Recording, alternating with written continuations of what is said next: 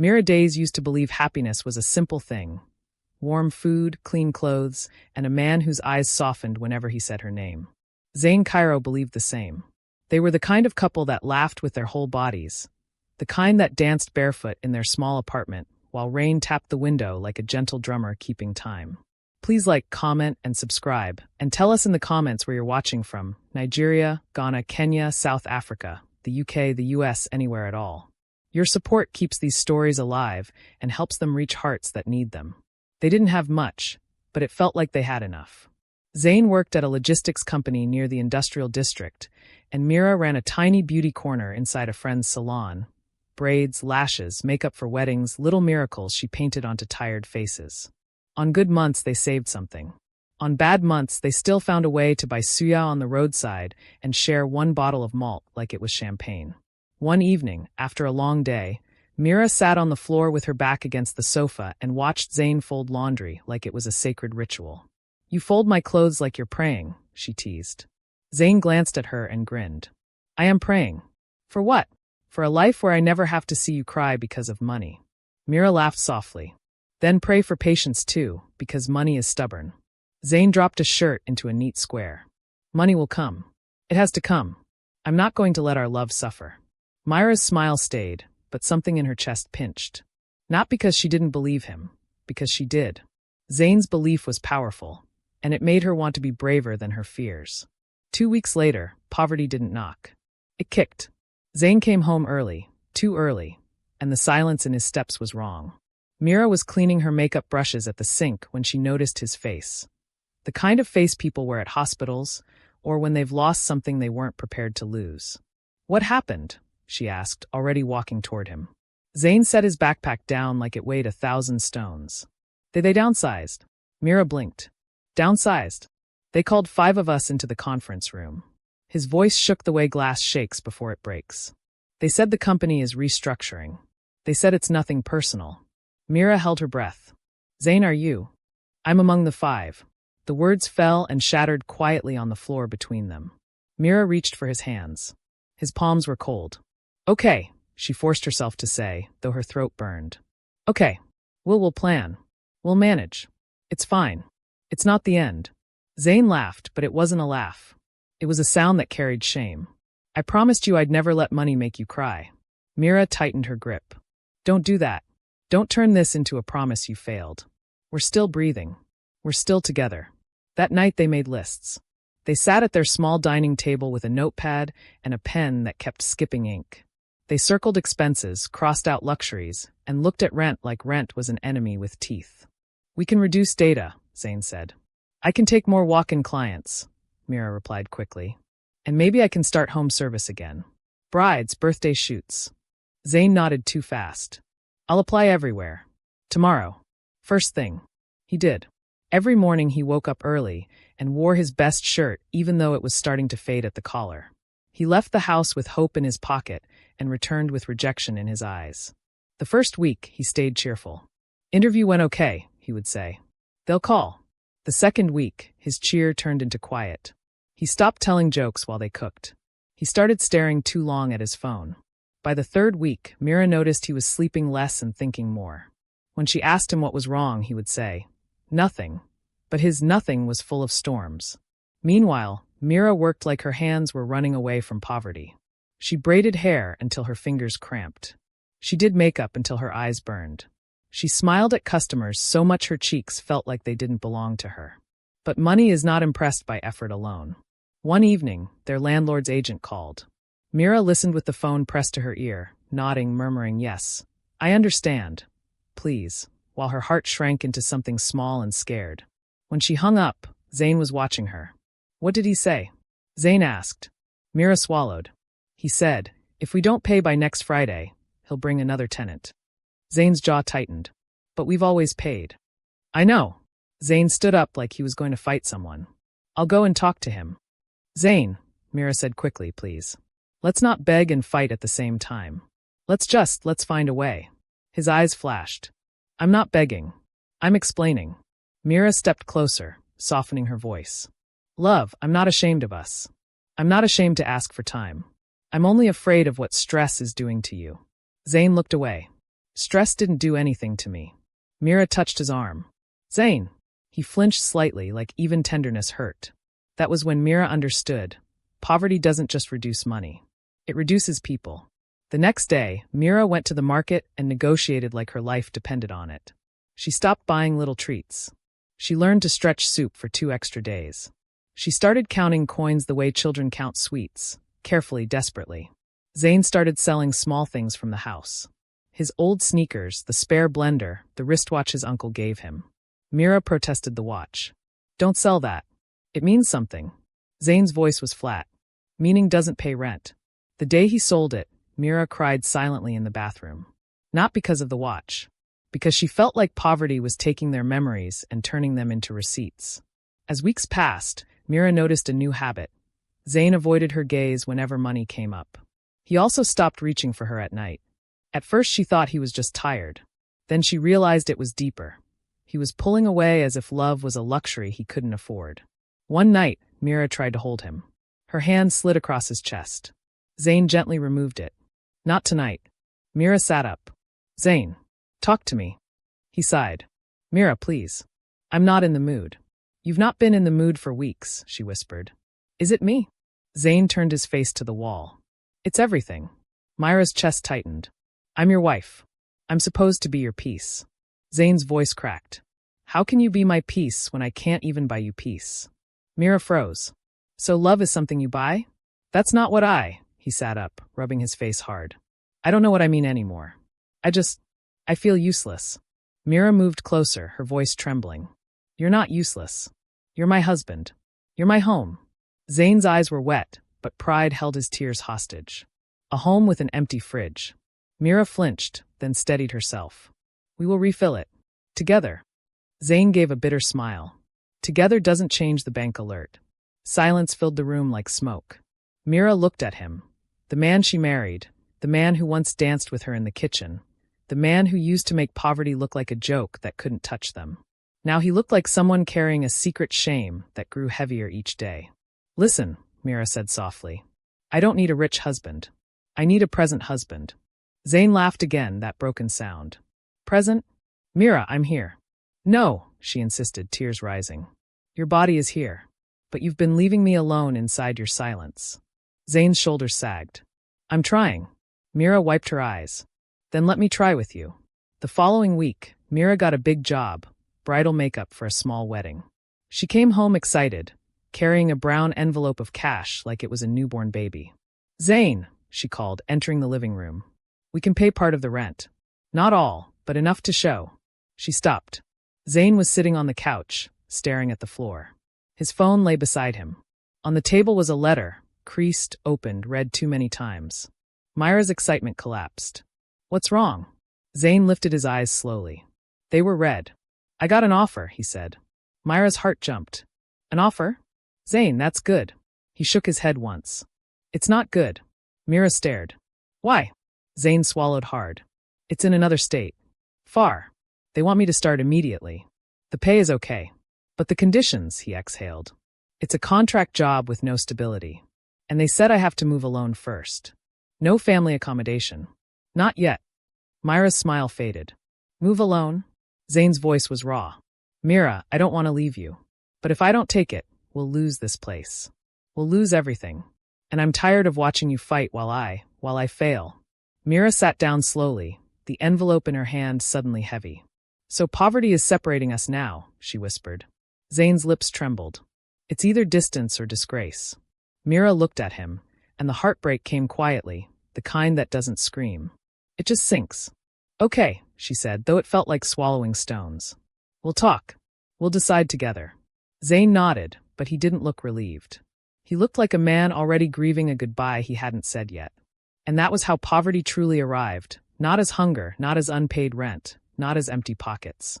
It arrived as space between two hearts that used to fit perfectly together. Zane left on a Tuesday morning with one suitcase and a promise that sounded strong but felt fragile. I'll call you every day, he said at the door. Mira tried to smile. Call is not enough. You must come back too. Zane's eyes lingered on her face like he was trying to memorize it. I will. I swear. Mira didn't answer with a swear. She only nodded, because she didn't want her voice to betray her. When the taxi drove away, the apartment became too quiet. Mira stood at the window until the street swallowed the last hint of the car. Then she turned and looked at their living room, their small kitchen, their shared life. Suddenly it all looked like a place waiting for someone who might not return.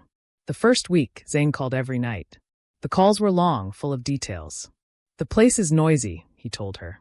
"But I found a small room. It's not comfortable, but it's okay. Eat well," Mira kept saying. "I'm eating," Zane replied, but Mira could hear it. He was not eating well. She tried to make him laugh. She told him about salon drama, about a customer who complained that her eyelashes looked too expensive. She tried to keep the love warm from far away. But distance is a jealous thing. It demands proof. By the second week, Zane's calls grew shorter. He sounded tired, distracted. When Mira asked him what was wrong, he would say, "Work is plenty." Then he started missing nights. Mira would stare at her phone as the hours passed. She would type, "Are you okay?" Then delete it.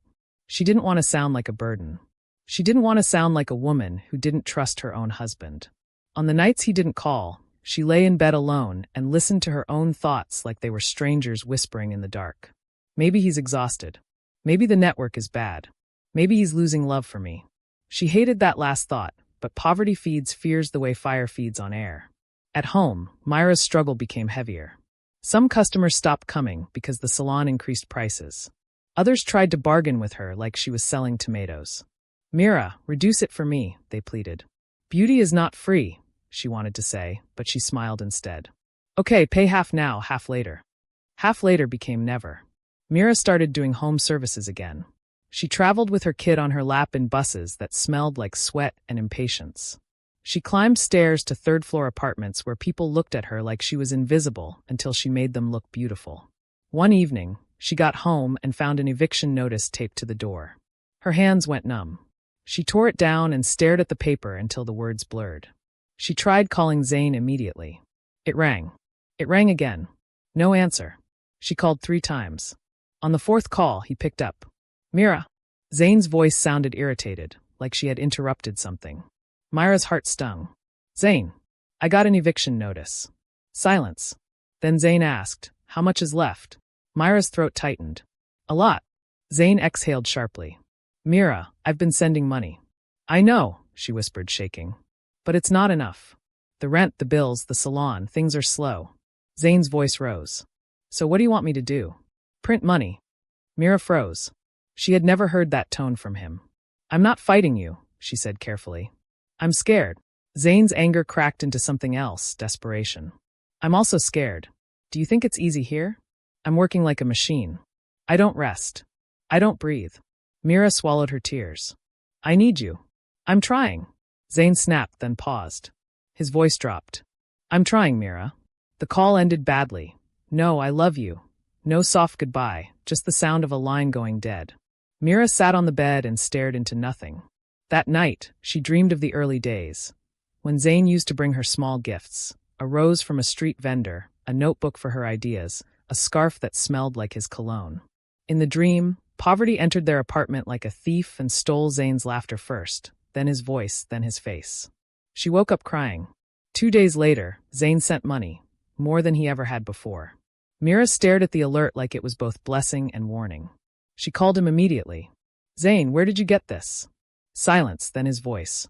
"Don't worry." Myra's heart pounded. "Zane, tell me the truth." He hesitated. "I borrowed." "From who?" "A colleague." Myra's stomach tightened. "That's dangerous." Zane's voice hardened. "Everything is dangerous, Mira. Even breathing is expensive." Mira pressed her fingers to her forehead. "Zane, I don't want debt to kill you." He laughed coldly. "Debt is already killing me. At least let it save us first." Mira wanted to argue, but she was tired. And desperate people accept desperate solutions. She used the money to settle the rent enough to buy time. She kept working. She kept praying. She kept trying to hold love together with bare hands. But love, when stretched too far, begins to tear. One Saturday, Mira went to the salon to collect something. Her friend, Hani, pulled her aside. "Mira," Hani whispered, eyes uneasy. "I didn't want to say this, but someone came here looking for you." "Who?" Mira asked. Hani swallowed. "A woman." Myra's blood went cold. "What woman?" She didn't say much. "She asked if you were Zane's wife." I said yes. She smiled like she already knew you. Then she said, tell Mira her husband is fine. Better than fine. Myra's ears rang. Did she give a name? Hani shook her head. No, but she looked comfortable, like someone who belongs. Myra's knees felt weak. What did she look like? Tall. Light makeup. Expensive bag. She smelled like money.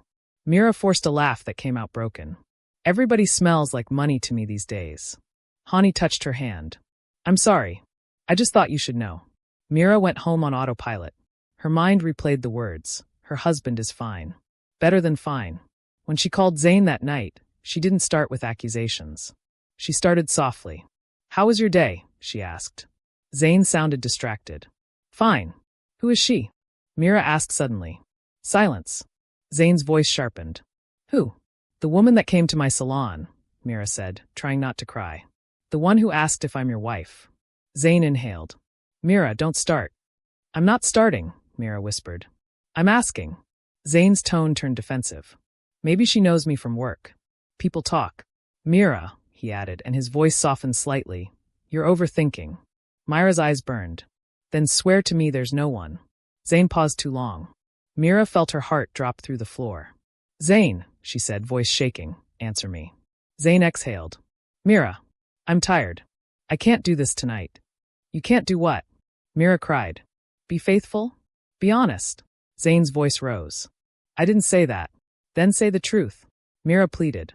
Because I'm here suffering, missing you, defending you, loving you, while poverty is eating me alive. If there is someone else, tell me now. A long silence. Then Zayn spoke quietly. I haven't touched anyone. Myra's chest heaved. But she exists. Zayn's voice was low. She helps me sometimes. That's all. Mira laughed through tears. Helps you with what, Zayn? With money? With comfort? With forgetting me? Zayn snapped. Mira, I'm trying to survive. And I'm not. Mira screamed. I'm surviving too. But I'm not replacing you with a stranger who helps me. Zayn's voice cracked. You don't understand the pressure here. Myra's voice softened suddenly, wounded. Then explain it to me. Don't hide inside it. But Zayn didn't explain. He ended the call. And for the first time since they married, Mira looked around their home and felt something terrifying. She felt alone, even though she was still someone's. 3 days passed with no call from Zayn. Mira told herself she wouldn't beg. She told herself she had dignity. But dignity doesn't keep you warm at night when your heart is freezing. On the 4th day, she called him. He answered on the 2nd ring. Mira, he said, as if he had been waiting. Zayn, she whispered, voice tight. Are you okay? A pause. Then he said, I'm coming home next week. Myra's heart jumped. Home? For good. Zayn's voice was careful. For a visit. I need to talk. Myra's stomach twisted. Talk about what? Zayn swallowed. About us. The word us sounded like something dying. When Zayn arrived a week later, Mira barely recognized him. He looked leaner, older, like the weight on his shoulders had started to carve him into a different man. His eyes were still Zayn's, but something inside them had changed, like hope had packed its bag and left quietly. Mira rushed to hug him. For a second, he hugged back. Then he pulled away gently, like he didn't want to stay too long in the comfort.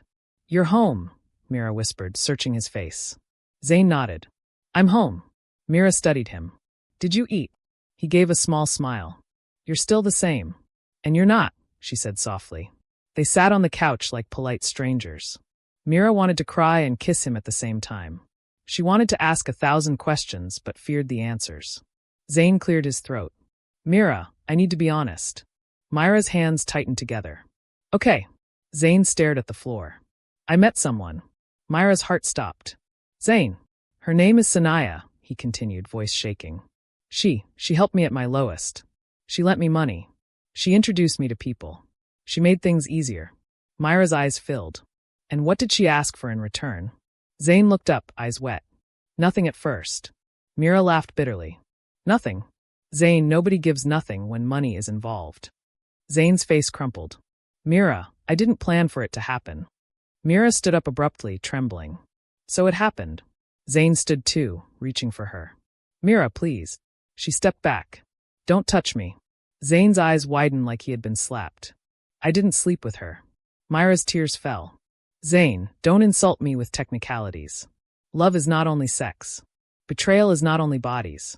Betrayal is what you did when you let another woman become your comfort while your wife became your burden. Zane's lips trembled. I was drowning.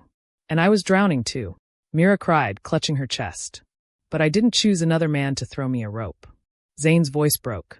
She wanted to marry me. Mira froze. What? Zane wiped his face. She said she can give me stability. She said she can help me build. She said with her, I won't struggle again. Mira stared at him like she didn't know him. And what did you say? Zane's shoulders sagged. I didn't say yes. Myra's voice turned sharp. But you didn't say no. Zane looked away. Myra's knees threatened to give out, but anger held her upright. So that's why you came. To tell me poverty has finally won. Zane stepped forward, tears in his eyes. Mira, I love you. Mira laughed through pain. Love that leaves me to starve emotionally is not love. It's guilt wearing love's clothes. Zane flinched. Don't say that. Mira took a shaky breath. Zane, look at me. Look at what we used to be. We were happy. We were poor sometimes, but we were happy. Then poverty came, and instead of holding my hand tighter, you let go. Zane whispered, I thought I was saving us. Myra's voice softened into a dangerous calm. No, you were saving yourself. Silence stretched. Then Zane said quietly, I can't keep doing this, Mira. Mira nodded slowly, her tears falling like slow rain. So you're leaving? Zane's voice cracked. I don't want to, but money loves you more than I do, Mira finished. Zane shook his head violently. No. Mira, no. Mira raised a hand. Stop. Don't make this worse by lying. If you truly loved me more than money, you would have stayed and struggled with me. You would have come home and said, let's start again. Even if we moved into one room, even if we ate Gary, even if we walked instead of took transport. Love can survive hardship, Zane. But love cannot survive abandonment. Zane covered his mouth, sobbing. Mira turned away, because watching him cry felt like watching a thief cry after stealing your life. That night, Zane slept on the couch. Mira lay in the bedroom alone, staring at the ceiling. Her mind replayed every memory like a film she didn't ask to watch. Their wedding day, his vows, their laughter, their early mornings when he kissed her forehead before work. At dawn, Mira got up and went to the kitchen. She found Zane sitting there, staring at a cup of tea he hadn't touched. He looked up. Mira. She sat across from him. I thought love was enough, she whispered. Zane's eyes filled again. It should have been. Mira swallowed hard. If you leave, don't come back when you're rich. Don't come back to apologize with gifts. Don't come back when your pockets are full and your guilt is heavier. Zane nodded, crying quietly. I don't deserve you. Myra's voice broke. I didn't marry you to deserve me. I married you to love me. Zane stood, shaking, and walked toward her like a man walking to an execution. He knelt beside her chair and pressed his forehead against her hand. I'm sorry, he whispered. I'm so sorry. Mira closed her eyes. A part of her wanted to pull him close and pretend this was just a nightmare. Another part of her, the part poverty had sharpened, knew pretending would only delay the pain. Go, she whispered, before I change my mind and destroy myself. Zane stood slowly, grabbed his bag, and walked to the door. He turned once, eyes red. I'll always love you, he said. Mira stared at him, her voice quiet and final. Then you should have stayed. The door closed. Mira didn't scream. She didn't collapse. She simply stood in the silence and felt heartbreak settle into her bones like a new kind of weather. Weeks later, Mira moved out of the apartment. She rented a smaller room in a quieter area. She started over. She worked harder, but with a different spirit now, no longer trying to save a marriage that had already been sold. Some nights, she missed Zane so much it felt like she couldn't breathe. But she reminded herself, missing someone is not a reason to return to a place where you were abandoned. One evening, while she was closing her beauty kit after a long job, her phone buzzed. A message from an unknown number. I heard you're doing well. I'm proud of you. Mira stared at the screen. She didn't reply. She didn't need to. Because the truth was this. Poverty knocked on their door, and it took Zane away. But it didn't take Myra's future. And if love ever came again, Mira promised herself it would be the kind of love that stays. Even when money doesn't. Please like, comment, and subscribe, and tell us in the comments where you're watching from. If this story touched you, share it with someone who needs strength today. Your support helps these stories reach hearts that are trying to heal.